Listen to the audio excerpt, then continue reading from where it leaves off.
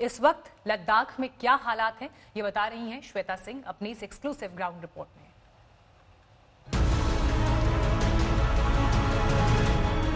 लद्दाख में लगातार भारतीय सेना की तैनाती एलएसी पर बनी हुई है और हम मूवमेंट्स भी देख सकते हैं, चाहे सेना हो या फिर वो सिविल ट्रक्स जो मदद के लिए, सामान लेने के लिए, चाहे रसद, चाहे बीआरओ की मदद के लिए आगे बढ़ते हुए हमेशा नजर आते हैं।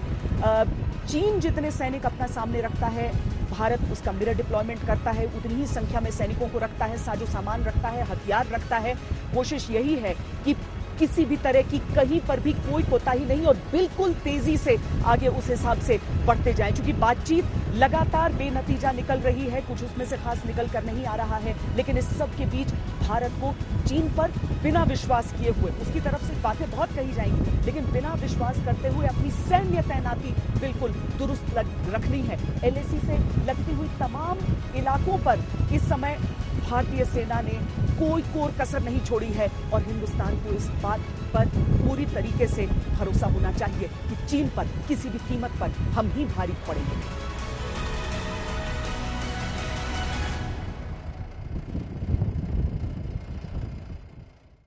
लाइन ऑफ एक्चुअल कंट्रोल पर भारतीय सेना किस तरह की चुनौतियों का सामना करती है, ये लगातार हम आपको दिखाते हैं। हम कमोवेश आपको ये दिखाने का प्रयास कर रहे हैं कि किस तरह की सीमाएं होती हैं। अब से पहले इस तरह की सड़कें भी नहीं हुआ करती थी, लेकिन बीआरओ ने अपनी तरफ से जिस तेजी से यहाँ पर काम किया है और जिस तरीके से यहाँ पर आपको सरहद की ओर जाती हुई अच्छी सड़कें दिख जाएंगी, वो वाकई उस रिजॉल्व को दिखाता है, उस हिम्मत को दिखाता है कि किस तरीके से पहाड़ों के सीने को चीर कर भी हम जल्द से जल्द इस तरह की सड़कें बना सकते हैं, इस तरह की सड़कों का निर्माण कर सकते हैं कि हमारी सेनाओं को कभी भी आगे बढ़ने में किस तरह की दिक्कत न आए। लेकिन ये काम इतना देरी से शुरू हुआ,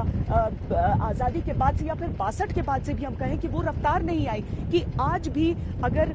सरहद पर हमें वो तेजी चाहिए तो निर्माण कार्य बहुत बढ़ाना होगा। चीन ने बहुत दबाव हम पर बनाया है कि हम निर्माण को वो रफ्तार न दे सकें, लेकिन भारत इस बार डरने वाला नहीं है। पूरे रफ्तार के साथ इंफ्रास्ट्रक्चर, खासकर सड़कों का निर्माण सीमा से लगती हुई सभी इलाकों में जारी।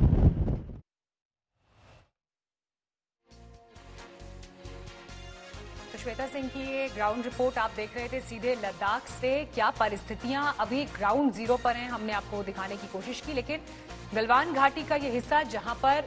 भारत और चीन की सेनाएं आमने सामने आई, हालांकि फायर नहीं हुआ, लेकिन उसके बावजूद जो हिंसक झड़प हुई उसमें भारत के 20 जवानों की शहादत हुई। तो नुकसान चीन को भी हुआ है, लेकिन अब बड़ा सवाल ये कि यहां से आगे क्या। मेजर जनरल स्तर की बातचीत चल रही है, हालांकि उस बातचीत से अभी कोई नतीजा नहीं निकला है या कुछ पॉजिटिव संकेत अभी नहीं आए हैं।